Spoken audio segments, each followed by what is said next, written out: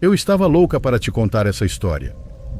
Sei que é algo que não se escuta muito neste canal, mas espero que você encontre um lugar para compartilhá-la. Tenho uma vizinha que já é de idade. Tenho muita estima por ela, porque sempre entrei na casa dela e conheço a família. Na verdade, quando eu tinha 16 anos, saí por alguns meses com o filho dela, mas ela nunca soube disso até muito tempo depois, quando eu mesma contei.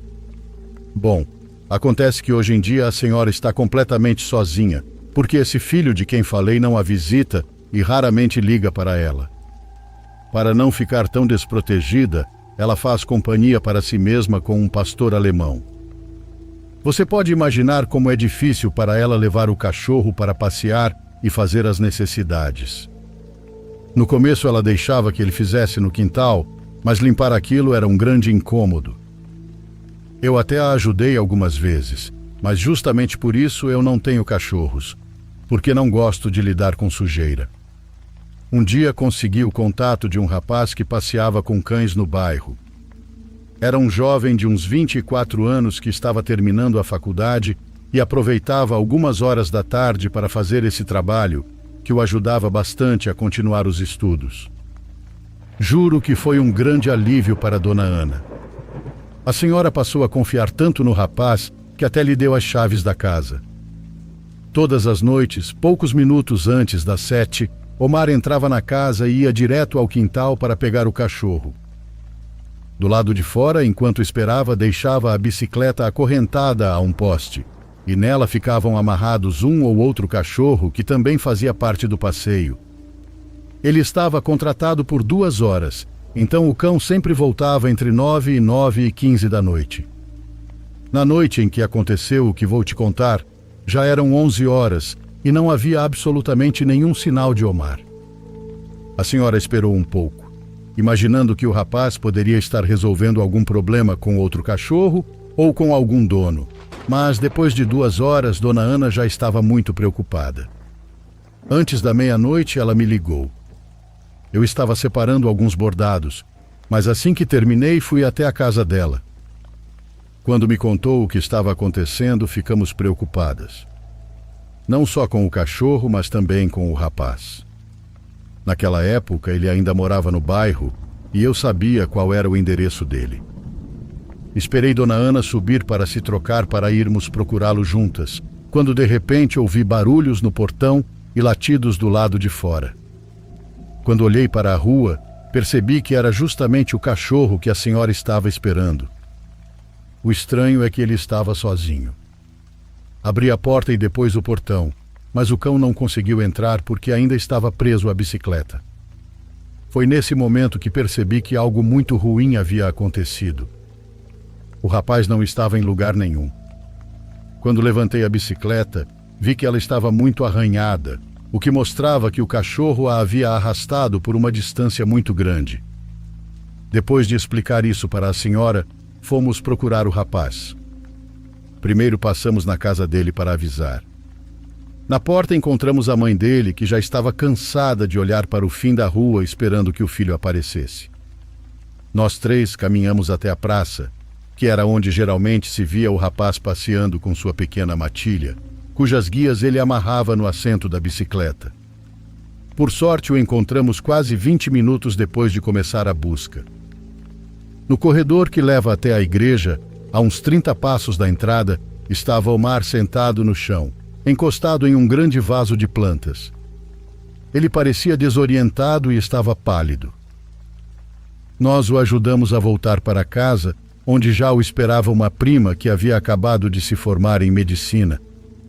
Ajudamos a levá-lo para dentro e depois não soubemos mais nada sobre o que tinha acontecido.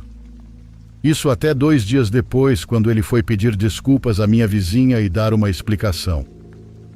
Naquela noite, depois de recolher o último cachorro, ele pegou a avenida até o Colégio Militar Pesado e então virou à direita em direção à calçada.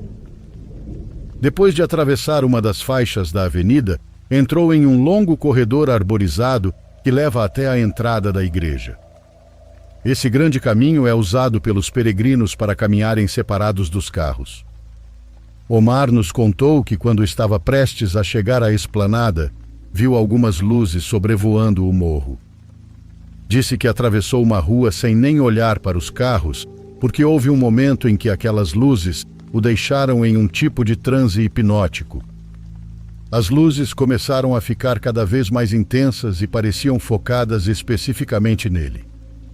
Quando nos contou isso, ele não soube explicar direito, mas disse que tinha quase certeza de que o que estava naquele morro estava enviando algum tipo de sinal ou chamando diretamente por ele.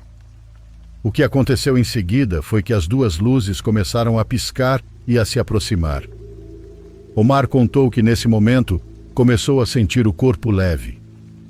Seus pés deixaram de tocar o chão e suas mãos soltaram a bicicleta. As luzes ficaram tão intensas que de repente ele se viu cercado por um grande clarão que iluminava tudo ao redor. Depois disso, tudo ficou em silêncio. Segundo ele, a calma que veio após aquele clarão cegante foi o início de um verdadeiro pesadelo. Ele ainda estava na rua, diante da entrada da igreja, mas já não havia pessoas nos comércios nem nas barracas. Não havia carros, não havia pedestres, não havia barulho nas casas, nem postes iluminando as ruas e avenidas. Era como se a luz da vida tivesse sido simplesmente apagada. Um zumbido ao fundo era a única coisa que preenchia aquele ambiente vazio. Ele caminhou alguns passos para frente e então se lembrou dos cachorros. Tentou procurá-los, mas nem eles, nem a bicicleta, nem muitas outras coisas e pessoas que antes estavam ali existiam ao redor. Foram momentos de grande angústia. Ele não sabia o que era mais preocupante. O fato de lugares que ele conhecia bem terem se transformado de repente em uma cidade fantasma, ou o fato de que, apesar de todo aquele silêncio, não havia qualquer sensação de paz. Pelo canto do olho, ele percebeu um movimento na esquina de um prédio. Pensou que tivesse imaginado, mas decidiu prestar atenção. No começo, não reconheceu o que estava vendo, mas pouco a pouco começou a perceber uma forma. Sem se mover ou piscar, viu um rosto surgindo na beirada da esquina. Não era algo humano, mas tinha olhos, e aqueles olhos tinham um olhar vazio, como se estivessem observando algo completamente diferente daquilo que você imagina que estejam vendo. Alguns instantes depois, quando conseguiu distinguir bem aquele rosto, começou a notar muitos outros iguais espalhados por vários lugares. Entre grades, atrás de troncos de árvores, no alto de casas e prédios. Aquilo só podia ser um sonho ou um pesadelo. Mesmo assim, tudo parecia extremamente real. De repente, ele começou a sentir pontadas no peito, no abdômen e nos ombros. Tentou examinar o próprio corpo, mas então mãos frias agarraram seus pulsos e o imobilizaram. Ele olhou com medo por cima do ombro e viu que um daqueles rostos cinzentos, sem expressão, era quem o estava segurando.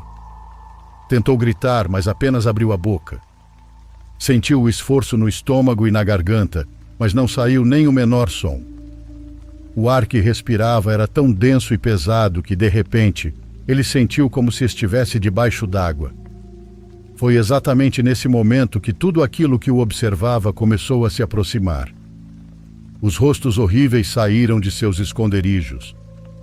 Aqueles que estavam nos postes e nas árvores começaram a caminhar em sua direção. Os que estavam no alto dos prédios desceram de forma assustadora até tocar o chão. Minutos depois, cercaram o rapaz e começaram a examinar seu corpo.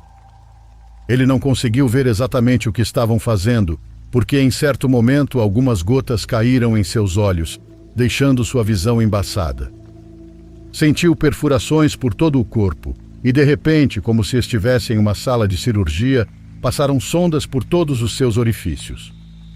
No nariz, nos ouvidos, nos canais lacrimais e na boca. Ele também sentiu algo entre as pernas.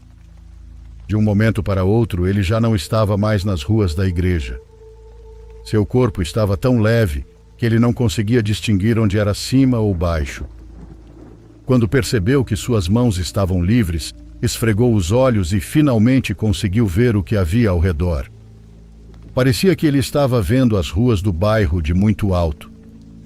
Também teve a sensação de que o ar passava por todo o seu corpo, acariciando seu rosto, o pescoço, as pernas e o torso nu. A vertigem provocada por aquela visão fez com que ele desmaiasse. Quando recobrou a consciência, estava exatamente no mesmo lugar onde havia visto as luzes pela primeira vez. Tudo havia voltado ao normal. Os postes iluminavam as ruas e os carros enchiam o lugar com seus ruídos. Omar estava com náuseas, desorientado, tremendo de frio e sem forças para se levantar e voltar para casa. Ainda estava confuso demais. No hospital determinaram que ele havia perdido muito sangue. Porém, tecnicamente, pelas marcas que tinha nos braços, parecia que aquele sangue havia sido extraído. Em todo o peito, nas costas e nos braços, havia marcas de picadas de agulha, e outras pareciam de instrumentos usados em exames médicos. No corpo dele havia evidências de que tinha sido submetido a algo contra sua vontade. O rapaz continuou trabalhando até terminar a faculdade, mas nunca mais voltou a andar perto da igreja. E não é apenas por medo de reviver um evento tão traumático quanto aquele. As pessoas que moram por ali dizem que o lugar tem algo a ver com isso. Agora, se é verdade, eu não sei.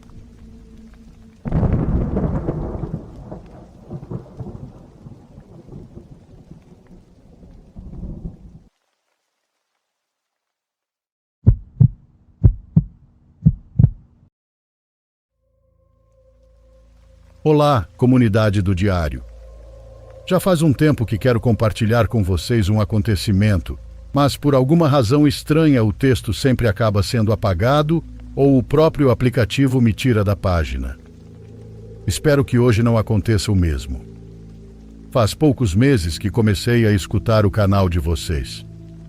Para ser sincera, no início não me chamava muito a atenção quando o YouTube recomendava, mas em uma dessas vezes pensei: vamos ver como é.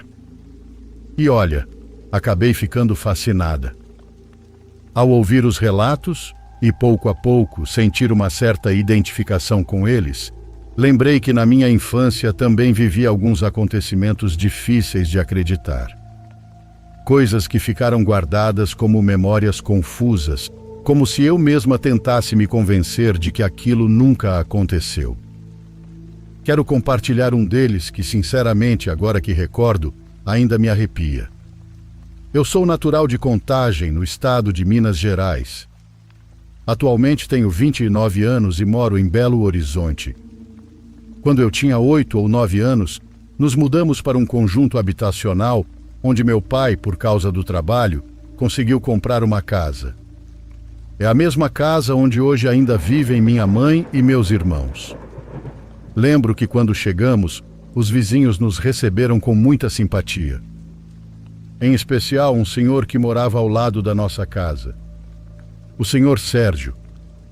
Ele era um homem muito agradável, educado, respeitoso e solidário. Chegou até a nos ajudar por um tempo com água, porque ainda não tínhamos na casa, já que a instalação não havia sido feita.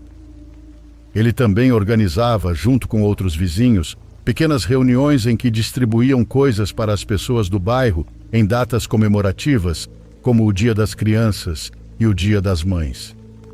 Lembro que houve uma época em que meu pai precisou ficar fora de casa por algum tempo, e o Sr. Sérgio sempre se manteve por perto, atento, como se estivesse cuidando de nós.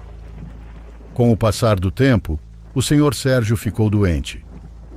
Sinceramente, não lembro qual era a doença, mas por causa dela ele perdeu a visão e parte da audição. Ele costumava ficar do lado de fora da casa, sentado em um banco com sua bengala, ouvindo músicas bem antigas. Sempre que eu saía para brincar ou voltava da escola, eu o cumprimentava.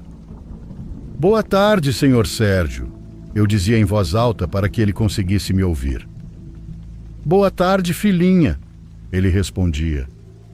Às vezes ele não escutava, então precisávamos nos aproximar e falar mais alto, sempre com educação. Quando finalmente conseguia ouvir, ele respondia com gentileza. Antes de continuar, gostaria de pedir desculpas a qualquer familiar dele que venha a ouvir esta história, e possa se sentir ofendido ou pensar que estou contando isso por curiosidade mórbida. Não é essa a intenção. Estou relatando tudo com o maior respeito do mundo. Só quero compartilhar essa experiência que nos deixou completamente atônitos. Continuando. Assim se passaram vários dias até que certo dia, uma amiga de infância foi me chamar em casa para sairmos brincar. Ela estava visitando a avó, que morava justamente em frente à minha casa. Naquele dia vimos o Sr. Sérgio sentado no banco ao lado da porta, com os olhos fechados e as mãos apoiadas na bengala. A única coisa estranha era que a porta estava fechada, mas de dentro da casa dava para ouvir a música dele tocando, como sempre. "Boa tarde, Sr. Sérgio", nós o cumprimentamos. Porém ele não respondeu. "Boa tarde, Sr. Sérgio", repetimos falando mais alto. Ainda assim parecia que ele não tinha nos escutado. Minha amiga e eu nos olhamos e apenas comentamos: "Pobre Sr. Sérgio, agora sim ele já não escuta mais nada."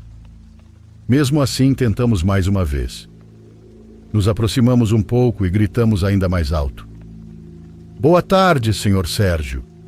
Mas de novo ele não respondeu. Decidimos não nos preocupar muito porque sabíamos que por causa da condição dele, às vezes realmente não conseguia ouvir. Então fomos brincar.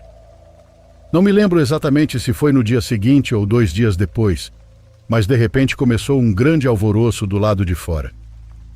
Vários carros começaram a chegar e dava para ouvir muitas pessoas falando. Como já contei, a casa dele ficava ao lado da nossa. Então percebemos que todo aquele movimento vinha da frente da casa do Sr. Sérgio. Minha mãe saiu para ver o que estava acontecendo e viu algumas pessoas chorando. Ela se aproximou e perguntou a uma pessoa, que parecia ser da família dele, o que havia acontecido. A resposta foi que o Sr. Sérgio havia falecido. Minha mãe ficou completamente surpresa e perguntou quando aquilo tinha acontecido. Disse que não acreditava porque apenas um dia antes o tinha visto ali, como sempre, sentado tranquilamente no banco em frente à casa. A pessoa respondeu que isso não era possível, porque o Sr. Sérgio estava internado em um hospital havia uma semana. Quando minha mãe me contou isso, senti um arrepio percorrer todo o meu corpo. Eu disse a ela que tinha visto o Sr. Sérgio, que minha amiga e eu o tínhamos visto sentando no banco. Inclusive minha mãe e alguns outros vizinhos também disseram que o viram ali, como sempre, e até o cumprimentaram. Só que, segundo eles, ele não respondeu a ninguém. Quando o corpo dele foi velado, eu me aproximei do caixão para vê-lo. Realmente era ele. E curiosamente parecia exatamente como naquele último dia em que o vi sentado no banco. Sereno como sempre. Depois ele foi enterrado e fomos ao novenário. Durante as orações, minha irmã mais nova e a filha de uma vizinha, que tinham apenas 2 e 3 anos, começaram a dançar e a rir ao lado do lugar onde estavam as flores. Isso chamou muito a atenção de uma das netas do Sr. Sérgio. Ela perguntou com quem elas estavam rindo. Então as meninas começaram a apontar para a fotografia do Sr. Sérgio, como se estivessem dizendo que estavam brincando com ele. Disseram que ele estava pedindo para elas dançarem e que o Senhor também estava cantando. A neta dele começou a chorar. E pelo que me lembro, naquele momento tudo o que pudemos fazer foi iniciar outra oração. Não sei o que realmente aconteceu naquele dia. Talvez ele tenha ido se despedir de alguma forma daqueles que conviveram tanto com ele. Depois de alguns dias, aquele arrepio que sentíamos ao passar em frente à casa dele desapareceu. Talvez porque, de alguma maneira, eu sentia que ele ainda estava ali. Espero que agora esteja descansando em paz, Sr. Sérgio.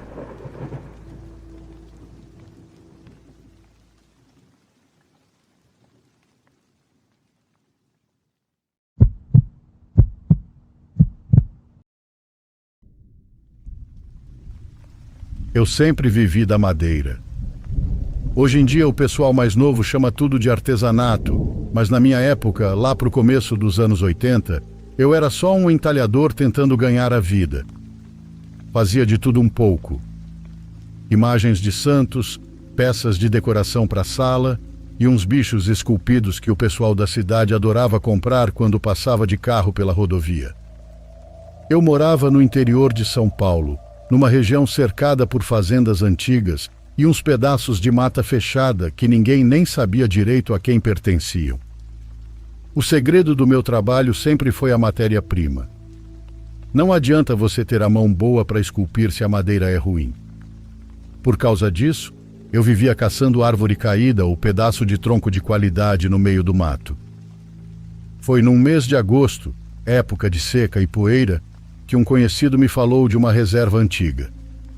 Disse que era um lugar de difícil acesso, para lá da serra, mas que tinha umas perobas e uns cedros velhos caídos que eram coisa de louco. Madeira de lei, perfeita para o tipo de trabalho detalhado que eu fazia. Como era longe da cidade, eu me programei para passar a noite. Coloquei minha barraca de lona na caminhonete, separei minhas goivas, os formões e um machado bom. A ideia era chegar no fim da tarde, acampar, dormir bem e acordar com o sol para escolher a madeira com calma. Depois, era só cortar os pedaços que eu conseguia carregar e voltar para casa. Cheguei no lugar quando o sol já estava baixando. Deixei o carro numa estradinha de terra que mal cabia a caminhonete e caminhei uns 40 minutos mato adentro carregando minhas tralhas. O lugar era bonito demais. Achei uma clareira boa, plana, com umas árvores imensas fazendo uma espécie de teto natural com as folhas. Armei a barraca rapidinho. Limpei o chão de terra com o facão, juntei umas pedras redondas e fiz um fogo pequeno, só para passar um café e esquentar a marmita que eu tinha levado de casa. Durante o dia a mata tem um cheiro, um som e uma vida totalmente diferente. Tinha passarinho cantando, cigarra zumbindo e barulho de vento balançando as folhas altas. Sentei no meu banquinho de armar, comi minha comida, tomei meu café e fiquei olhando a noite cair. Tudo perfeitamente normal. O silêncio foi tomando conta do lugar devagarzinho, como sempre acontece quando escurece no meio do mato. Quando a noite fechou de vez, eu apaguei o resto da fogueira por precaução, para não chamar atenção, e entrei na barraca. Acendi minha lanterna, daquelas antigas de ferro que usavam umas pilhas grossas, e fiquei deitado fumando um cigarro para espantar os mosquitos. Foi aí que o primeiro som chamou a minha atenção. Vinha de longe, bem no fundo da floresta.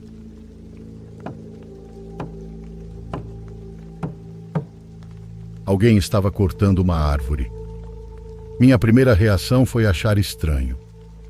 Quem é que corta lenha numa escuridão daquelas? A lua estava minguante e não dava para enxergar um palmo na frente do nariz fora da barraca. Pensei que pudesse ser algum poceiro ou algum lenhador da região aproveitando a noite para tirar madeira escondido de algum lugar privado. Não dei muita bola.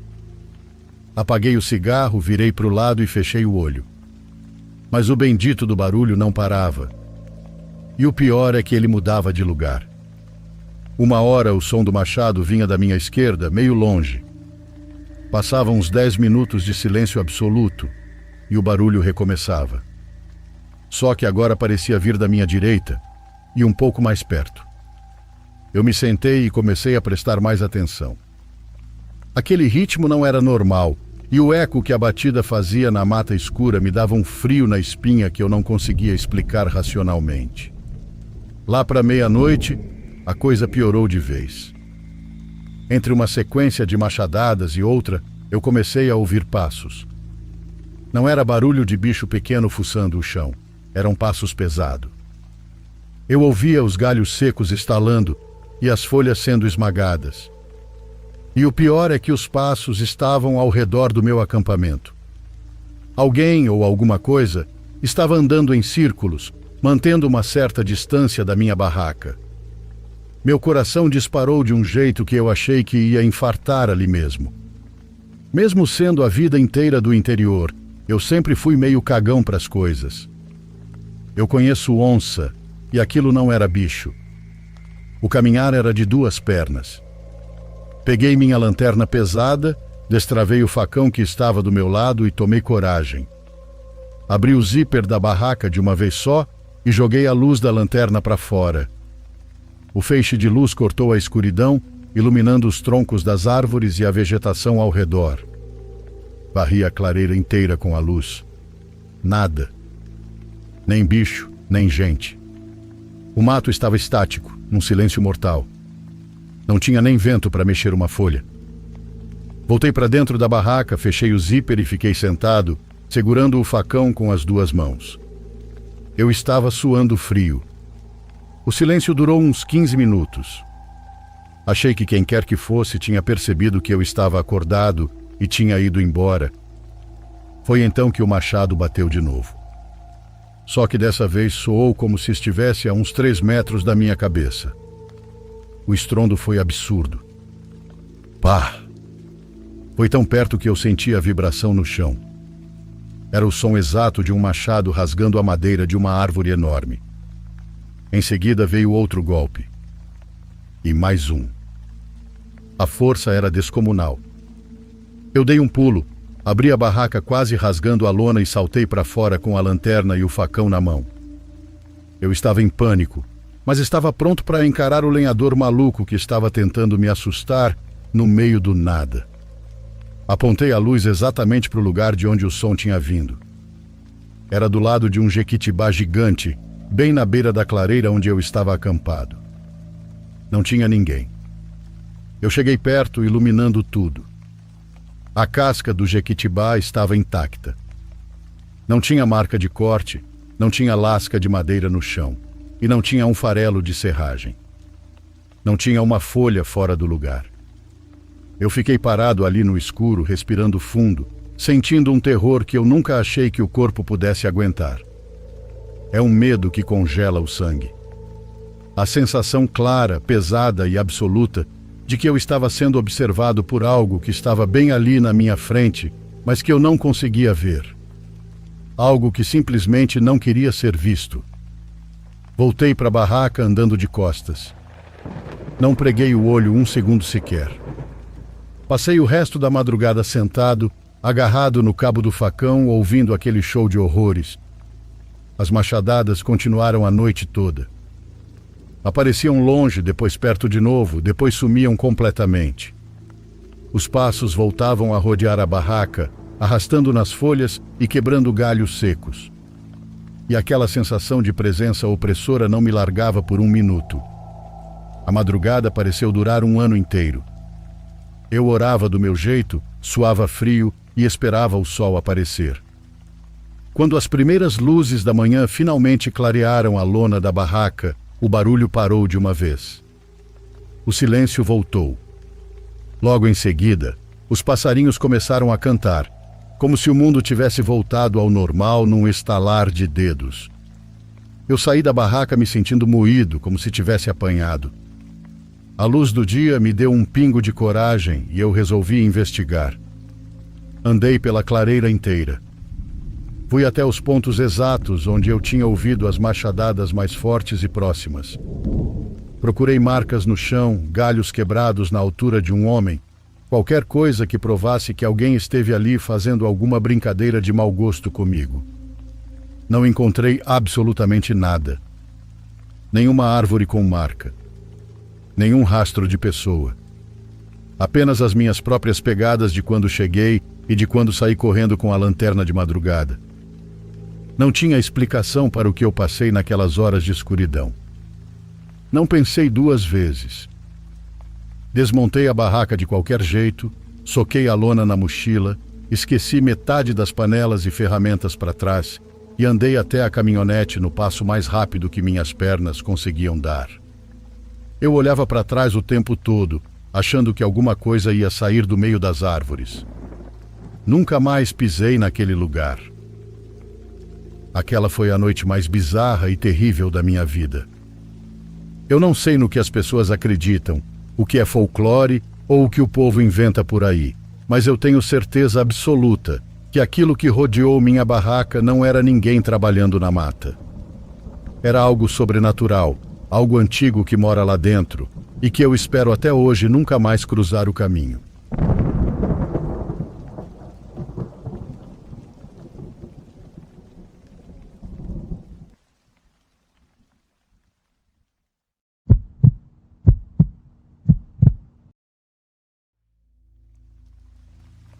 quando eu era mais jovem, trabalhei como garçonete em um restaurante de frutos do mar. Isso já faz muitos anos, e pelo que me lembro foi em 2009. Naquela época, apesar de o restaurante ser bem frequentado, quando chovia, por estar na zona turística, o movimento simplesmente desaparecia. Em épocas de chuva, o turismo caía bastante e, somado a isso, quase não apareciam clientes. Mesmo assim, em uma tarde em que estávamos atendendo 1 ou 2 clientes por hora, por volta das 7 da noite, chegou uma senhora idosa. Ela se sentou em uma mesa que ficava bem na janela, e aquela mesa era da minha área. Assim que vi que ela tinha se acomodado, fui até lá. O dia estava tão tranquilo e silencioso que me surpreendeu muito não termos ouvido ela entrar. Na época, tínhamos daquelas campainhas na porta que tocam quando alguém abre ou fecha, avisando que um cliente entrou. Mas dessa vez não fez barulho nenhum. Achei que talvez tivesse sido porque estávamos conversando no balcão, perto da cozinha, e acabamos não ouvindo. Na verdade, percebi que ela tinha chegado porque, de relance, vi alguém em pé perto das mesas. Naquele momento havia apenas mais um cliente, sentado perto do balcão, em uma mesa de outro colega. Quando cheguei até ela, não respondeu ao meu cumprimento. Continuava ajeitando a bolsa no assento ao lado. Eu deixei o cardápio na mesa, me apresentei, fiz todo o procedimento de sempre, mas ela nem sequer olhou para mim. Pensei que talvez ela não escutasse bem, porque aparentava ter mais de 90 anos. Falo isso sem exagero e com todo respeito. Voltei para o balcão esperando que, em algum momento, ela levantasse o olhar para pedir algo. Como não me deu atenção, preferi não insistir para não incomodá-la. Resolvi dar alguns minutos e depois voltaria. Quando cheguei ao balcão, meus colegas também tinham notado a senhora. Comentaram que também não a tinham ouvido entrar. Eu disse que naquele dia estava tudo muito quieto. As televisões estavam ligadas para os clientes, mas ainda assim daria perfeitamente para ouvir se alguém chamasse, e com certeza teríamos escutado a campainha da porta. Depois de uns 2 minutos, voltei à mesa dela para anotar o pedido ou, pelo menos, oferecer algo para beber. Mas novamente ela não respondeu. Ela estava olhando para uma pequena bolsinha de maquiagem que tinha nas mãos. Aquilo já parecia claramente que ela estava me ignorando, então concluí, de vez que provavelmente não conseguia me ouvir. Mesmo assim, eu estava bem ao lado dela. Por que não virou o rosto para me ver? Foi então que percebi que a maquiagem da mulher era exagerada. Não digo isso como crítica, mas parecia que ela tinha passado uma camada muito grossa de maquiagem branca.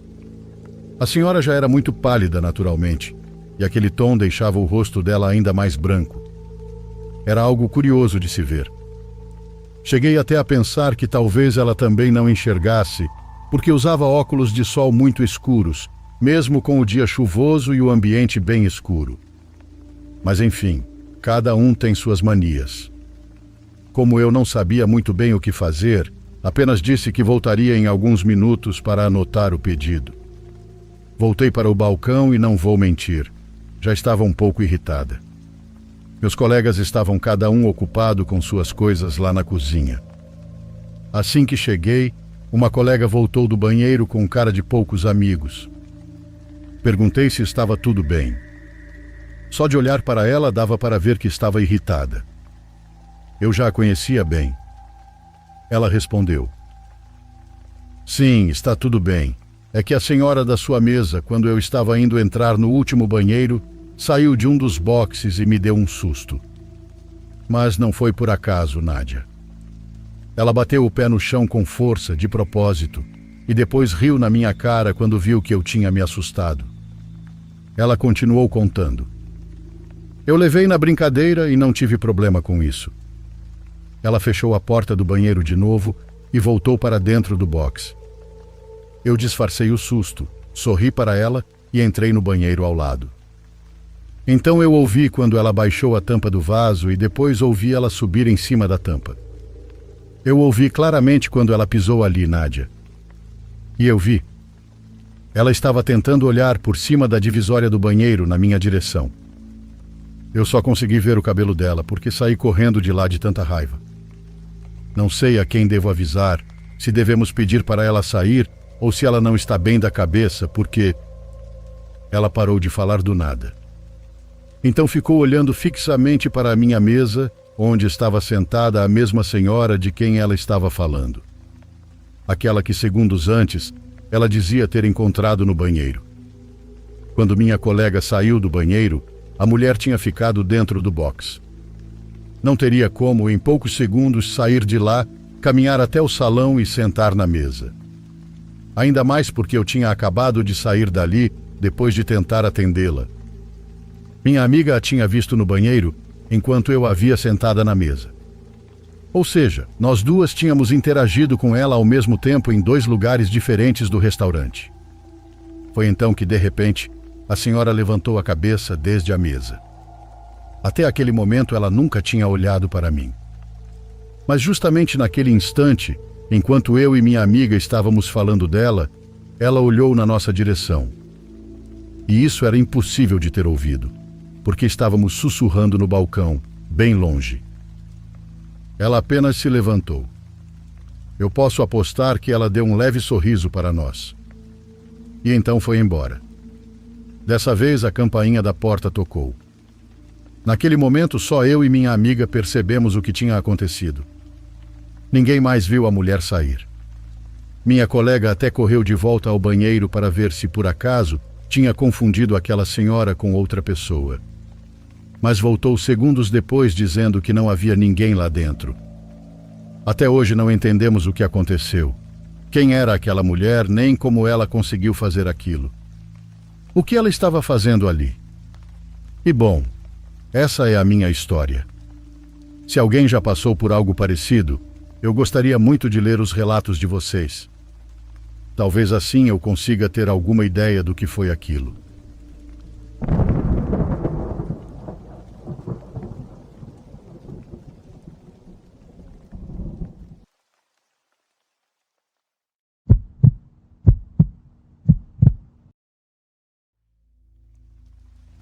Eu me chamo Louis, tenho 22 anos e moro em uma pequena cidade no Kansas. É uma cidade tranquila e segura. Já vivo aqui há quase 14 anos. Trabalho em um restaurante mexicano e estou lá há 4 anos. Não é um trabalho ruim. Todos os dias eu vou à academia com meu amigo Colton. Ele tem 19 anos. É aquele típico cara caipira do interior, mas é tranquilo e um bom amigo. Isso aconteceu no ano passado. Colton estava namorando uma líder de torcida do ensino médio chamada Sarah. Ela tinha 17 anos. Eles se conheceram em um aplicativo de namoro e ficaram juntos por cerca de 4 meses. O relacionamento deles era tóxico, para dizer o mínimo. Eles brigavam constantemente por coisas pequenas. Ela nem gostava que ele fosse à academia comigo e queria que ele estivesse com ela o tempo todo. Com o tempo, Colton descobriu que ela havia traído ele com vários caras. Aquilo foi a gota d'água. Ele terminou com ela, mas Sarah não aceitou nada bem. Numa terça-feira à noite, Colton e eu estávamos na academia como de costume. Normalmente chegamos por volta das 7 da noite, porque ele sai do trabalho às 6. Estávamos tomando nosso pré-treino e começando o treino quando a porta da academia se abriu e uma garota entrou. Ela estava usando um moletom vermelho e leggings azuis. Logo de cara, algo pareceu estranho. Ela simplesmente ficou parada por alguns segundos olhando para nós, em vez de olhar ao redor da academia, mexer no celular ou fazer qualquer outra coisa normal. Depois disso, caminhou em direção ao vestiário feminino, mas continuava olhando para trás na nossa direção enquanto andava. Colton não deu muita importância, mas eu achei aquilo estranho. Alguns minutos depois, começamos a ouvir barulhos vindos do vestiário feminino. Parecia choro misturado com sussurros. Era alto o suficiente para conseguirmos ouvir mesmo com nossos fones de ouvido. Não era um choro normal. Soava como alguém conversando consigo mesma enquanto estava tendo um colapso emocional. Tentamos ignorar e continuamos o treino. Cerca de 10 minutos depois, ela saiu do vestiário usando exatamente as mesmas roupas. Foi aí que ficou ainda mais estranho, porque quando alguém entra no vestiário, normalmente é para trocar de roupa e começar a treinar. Mas ela não fez isso. Ela apenas saiu e começou a andar pela academia sem realmente usar nenhum equipamento. Ela ficava se aproximando cada vez mais de nós. Perto demais. Ficava rondando as máquinas que estávamos usando, observando a gente, sem nem fingir que estava treinando. Eu disse ao Colton que estava começando a ficar desconfortável. Então fomos para outra máquina. Alguns minutos depois, ela simplesmente desapareceu. Não vimos ela sair da academia, apenas percebemos que ela não estava mais lá. Terminamos nosso treino por volta das 20h40 e fomos para fora conversar um pouco. Foi quando notei um carro parado no estacionamento com os faróis ligados. Aquilo pareceu estranho, porque só havia mais 4 pessoas na academia e elas tinham chegado juntas em uma caminhonete. Mesmo assim, ignoramos. Cerca de 10 minutos depois de chegar em casa, Colton me mandou uma mensagem perguntando se eu lembrava daquela garota da academia. Eu disse que sim. Então ele perguntou: "E se fosse a Sarah?" Só de ouvir aquilo, meu estômago gelou. Ele disse que ela vinha agindo de forma completamente maluca desde o término e que estava desesperada para voltar com ele. Eu disse que não tinha como ser ela. Devia ser apenas alguma garota aleatória. No fim das contas, nós dois tentamos nos convencer de que não era Sarah e fomos dormir. Por volta das 23h30, ouvi alguém batendo na janela do quarto do meu irmão. Fui olhar para fora, mas não vi ninguém. Alguns minutos depois, começaram a bater na minha janela. De novo, não havia ninguém lá fora. Então ouvi batidas fortes na porta da frente da casa. A maçaneta começou a tremer violentamente. Não parecia alguém verificando se a porta estava destrancada. Parecia alguém tentando entrar à força. Foi então que ouvi uma garota rindo. Não era uma risada normal ou brincalhona, era histérica. A cada poucos segundos ela voltava a rir de novo, como se estivesse se divertindo com aquilo. Nesse momento, meu celular vibrou. Um número desconhecido me enviou uma mensagem dizendo para eu deixar Colton em paz. A mensagem dizia que eu tinha convencido ele a terminar com ela e que agora eu pagaria as consequências. Na mesma hora eu soube que era Sarah. Outra mensagem chegou logo em seguida. Era uma foto de uma faca na mão dela. Foi aí que tudo ficou real. Ela não estava apenas com raiva, ela estava do lado de fora da minha casa, armada. Enviei uma mensagem para o meu pai, que por sorte ainda estava acordado. Ele riu um pouco da situação e depois ligou para a polícia. A risada dela parou alguns minutos depois, mas eu estava com medo demais para sair e verificar. Quando a polícia chegou, encontraram ela sentada na grama perto da casa, com um gato morto nos braços. Ela tinha matado aquele pobre animal com a faca que eu vi. Eles a prenderam na mesma hora. Sarah confessou tudo para os policiais. Depois me perguntaram se eu queria prestar queixa, e eu disse que sim. Liguei para Colton e contei o que tinha acontecido. Ele só ficou aliviado por eu estar bem, mas se sentiu muito mal pelo animal. A única coisa que ainda não entendo é como ela conseguiu meu endereço. Eu nunca dei isso a ela. Colton jura que também não. Essa é a parte que ainda me incomoda, porque se ela conseguiu descobrir uma vez, poderia ter descoberto a qualquer momento. Fico grato por a polícia ter chegado, mas triste pelo gato que aquela desgraçada matou.